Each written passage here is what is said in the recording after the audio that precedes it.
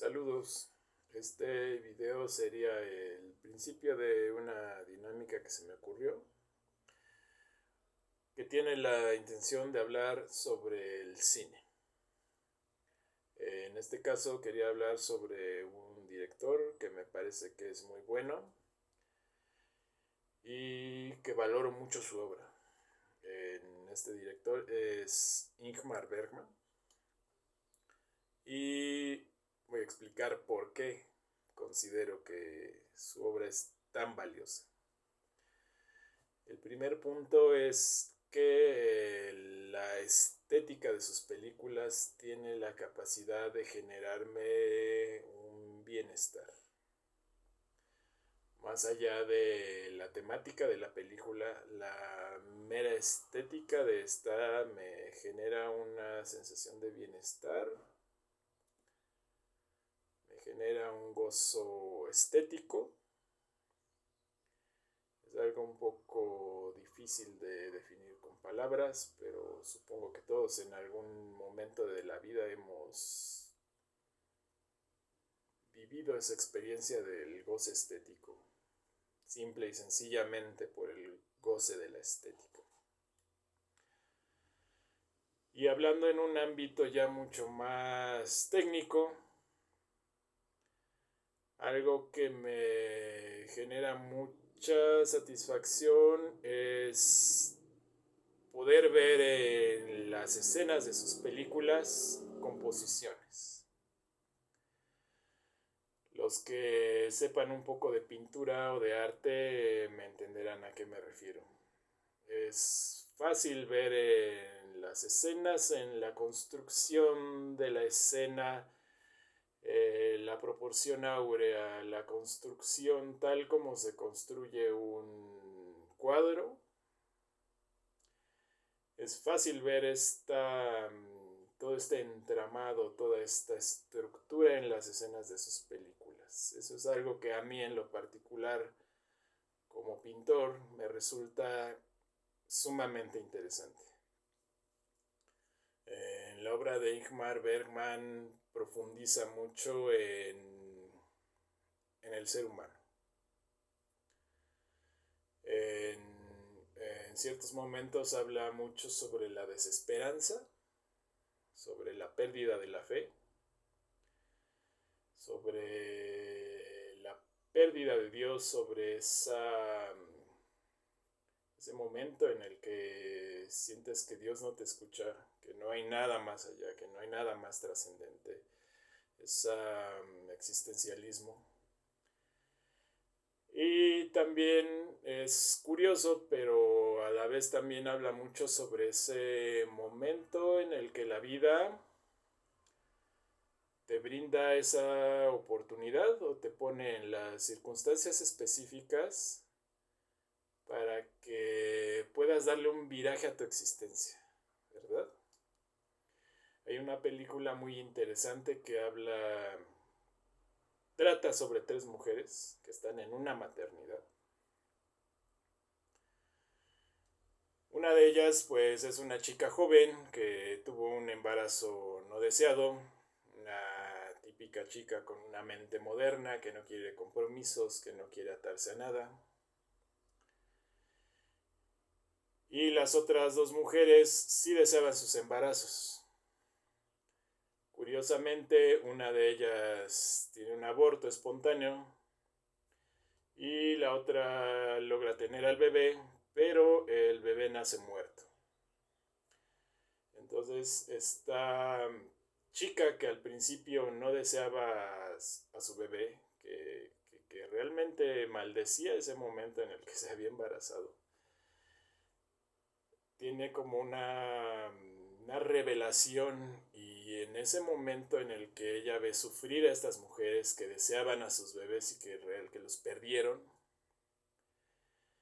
ella logra valorar la vida, valora el compromiso, valora ese embarazo que ella tiene. Ya no es para ella una maldición, sino es algo maravilloso, ¿verdad? Eso es algo curioso, como a la vez este director nos habla de la desesperanza, a la vez también es un tema muy recurrente ese momento, esas circunstancias en las que la vida nos pone para que podamos hacer un viraje y podamos hacer un cambio en nuestras vidas para que pueda lograrse esa redención que a veces el ser humano necesita. Otra película que me pareció muy interesante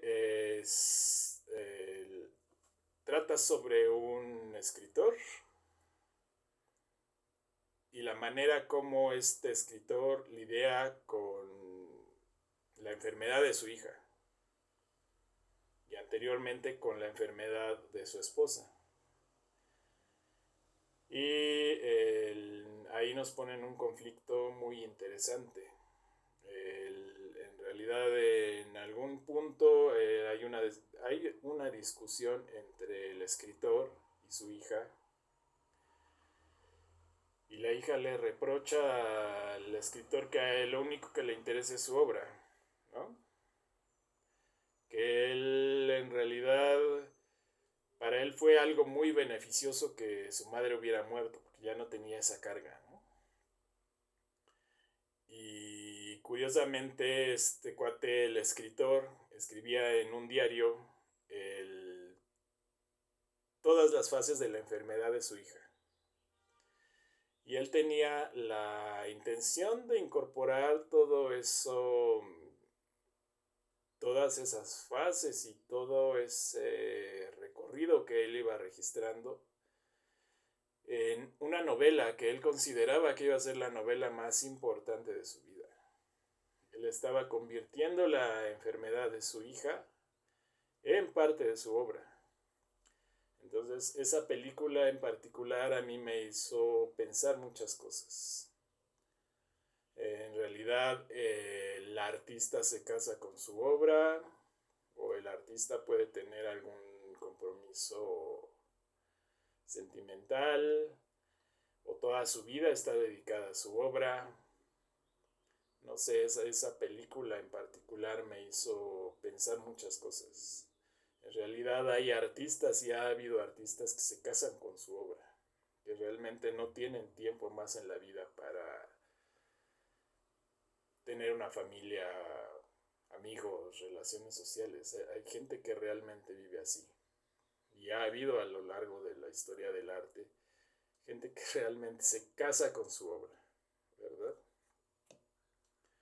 Otra película que es muy interesante se llama La vida de las marionetas o La vida secreta de las marionetas o algo por el estilo. Básicamente esta película trata sobre un asesinato. Ahí involucra muchas cosas sobre psicología y otras cosas. Y básicamente es un tipo que tiene una relación castrante con su madre y existe ahí esa tensión como una especie de competitividad entre la madre y la esposa.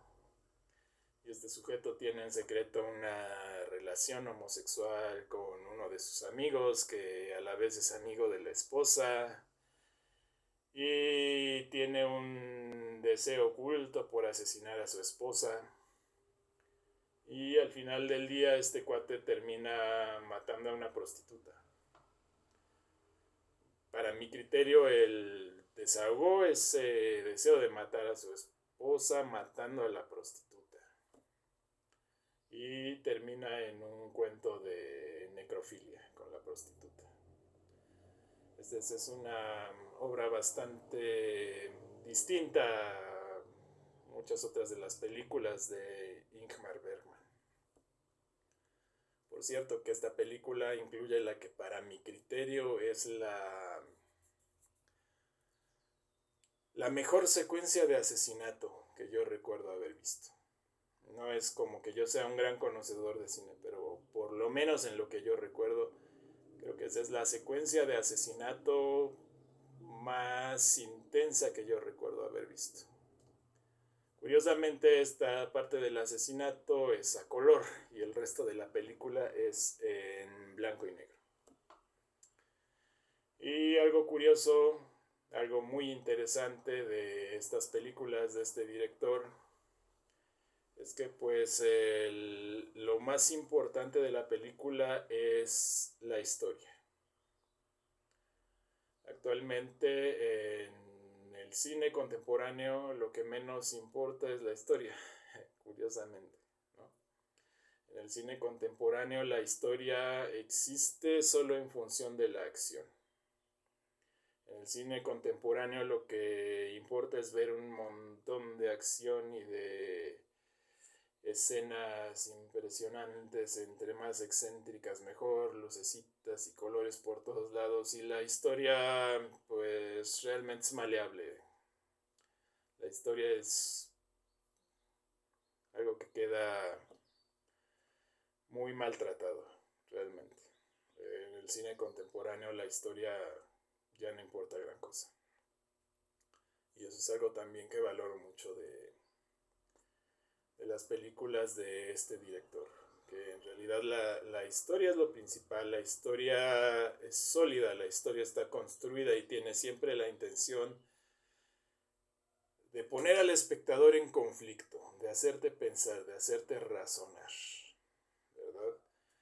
Y muchas películas realmente, por ejemplo, la que comenté hace un rato sobre las tres mujeres de la maternidad,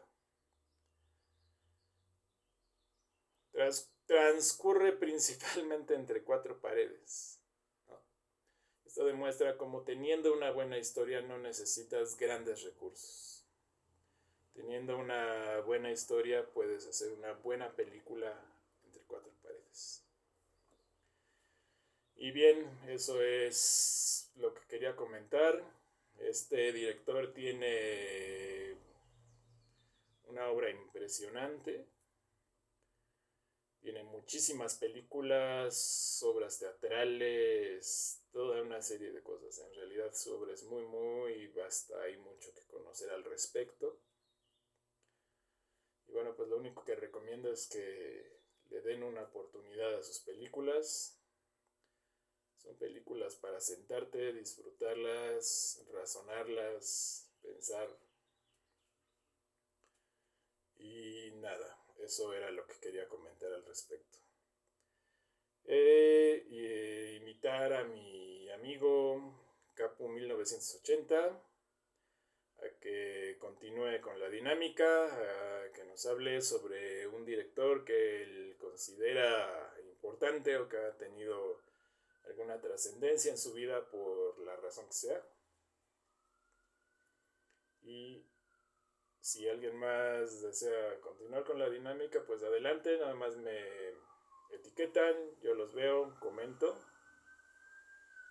Y eso sería todo por el momento. Saludos.